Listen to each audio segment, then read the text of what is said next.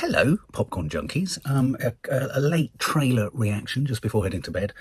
Someone just mentioned on the previous live that we just did that I think a second trailer, a third, if you include the teaser, has landed for Killers of the Flower Moon, the new Scorsese film based on the book, starring the likes of Leonardo DiCaprio, Jesse Plemons, Robert De Niro, Lily Gladstone, Brendan Fraser, hot off his Oscar win for The Whale. And this is based on a book, and it's about white American man's ownership, conquering of, exploitation of Native American Indian land. We've loved the first two teasers. The first teaser was incredibly mesmerizing, especially as you had that opening sort of slow motion shot of the Native American tribes. Is it in Osage County? Is it Osage? As they were sort of dancing almost with religiosity around the hitting of oil. It's about oil. It's about white man's expansion across America. Scorsese's recently talked in an interview about the fact that he realized he was making a film about white men and needed to shift it, because actually the white man's tale of dominance in the American West is really a tale of the subjugation of the Native American Indian and the indigenous people. This is a big film. This is an Oscar contender. It's epic in size, epic in scale. Are you a Scorsese fan? If you are, please tell us below what's your favourite Scorsese film. It's hard for me to sort of pin a tail to the donkey of my favourite Scorsese film. There are so many. I do think it has to be his early films. I think Taxi Driver, Raging Bull. I have a particular fondness for After Hours. It's a sort of very stylish curiosity shop of a film. Griffin Dunne trapped in Soho for a night. It's just very surreal. I find it quite inspiring.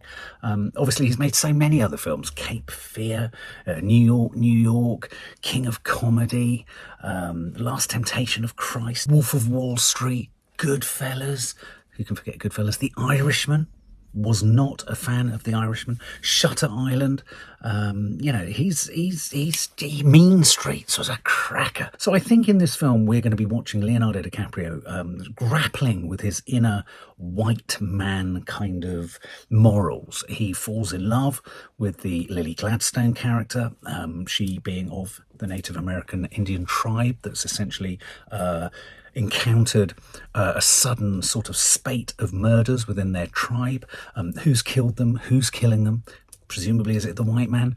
And suddenly it's like one of his gangster movies, but set within sort of, the Wild West oil historical backwaters of an American town. Robert De Niro's looked incredibly sinister and menacing in each of the trailers just as he walks along. He's kind of, I tell you what I was being reminded of, his performance as Louis Cypher in Alan Parker's Angel Heart. He's like the devil. He's the cool assassin, the one that sort of lures Leonardo DiCaprio to his end. But of course, Leonardo DiCaprio is going to be the flawed hero because, of course, he's in love with Lily Gladstone. So let's check out. This is the last trailer for Killers of the Flower Moon. Whose land is this? My land. Well, our war hero has arrived. You made a good choice coming back here. Osage are the finest, wealthiest, and most beautiful people on God's earth. They outsmarted everybody. They have the say. Who gets the oil? Son, I got a question. You like women? That's my weakness. Well, we mix these families together, and that estate money flows the right direction. It'll come to us. Shomikasi. That's how you are.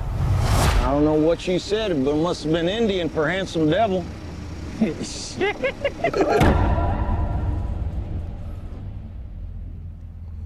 Why did you come here?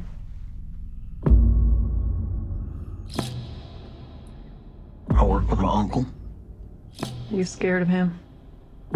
Oh, he's the nicest man in the world. The Osage. Their time is over. We got to take back control of our home. I was sent down from Washington, D.C. to see about these murders. We have so many deaths we've lost count.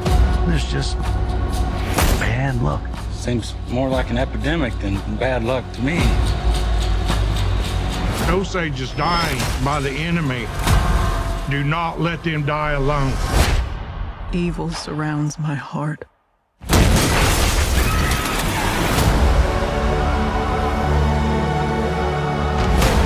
You gotta pick a side.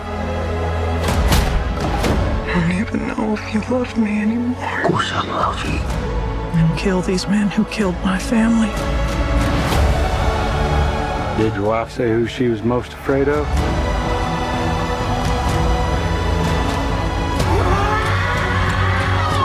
Don't do something you're gonna regret for the rest of your life.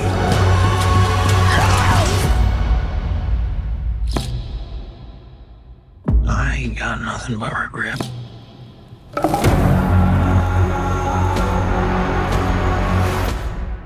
Oh, I have to say, that looks sensational. And some really beautiful shots in there. His camera is always moving, Scorsese. Scorsese's camera manages to move in a way that doesn't interrupt your ability to get into the world. When he does it successfully, as I say, I wasn't a fan of The Irishman at all.